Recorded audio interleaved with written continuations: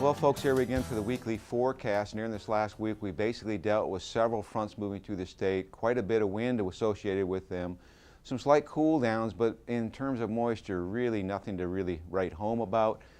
Most of the major precipitation this past week occurred on Thursday as we had a front move through, and we've seen precipitation, light as it was, anywhere from northwestern Nebraska through central Nebraska, and then things dropped off as we moved eastward. So this dry trend has continued, and it has had an impact on the drought monitor. And so if we look at the latest drought monitor, the one thing we're going to notice is the intense dryness down to our south. We're looking at 4-month departures in this region, anywhere from 6 to upwards of 12 inches. More importantly, the expansion of dryness across the Central Plains is a reflection of the last 2 months, where we are basically been precipitation free for the most part. Now, there is one small area in the eastern Panhandle and western Sandhills that is still carrying a little bit of moisture from the shorter term time periods, but over the next 2 weeks, if we don't get precipitation, would expect to see this fill in. So speaking of precipitation, what do we have in store? Well, here's the current upper jet stream for today. We have a trough to the west. In front of it, we do have a ridge building into the region, bringing some warmer air into the central part of the country. Low pressure system forms down in the southern Rockies and is expected to keep to the south of us, keeping all the moisture down along the Gulf Coast.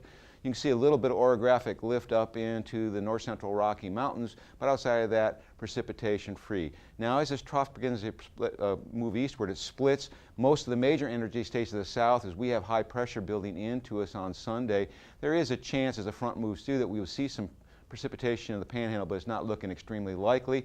Major precipitation over that drought core area. And then we try to see a little bit of cool air slide in as we go into Monday as high pressure lifts across the northern plains from the central Rockies.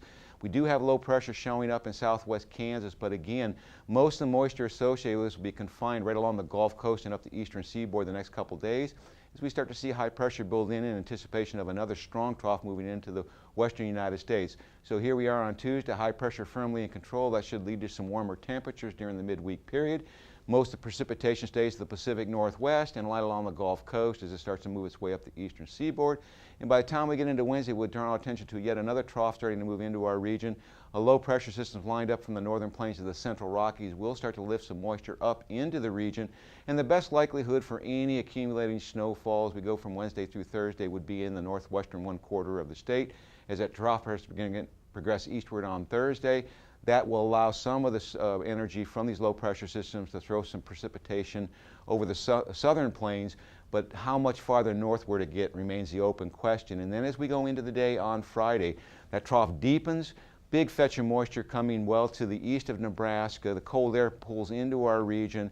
Looks like we'll start to see some precipitation breaking out in the Texas Panhandle as early as Friday, and some of that by the models it starts to spread out on the 24th, possibly giving us some accumulating snowfall across southern Nebraska. And in the extended forecast, we actually see that cold air really pulling into the region from Christmas through New Year's. Very intense cold wave expected. And in terms of precipitation, this looks like the best storminess pattern we've seen in the models for the central and southern plains in the last 2 months.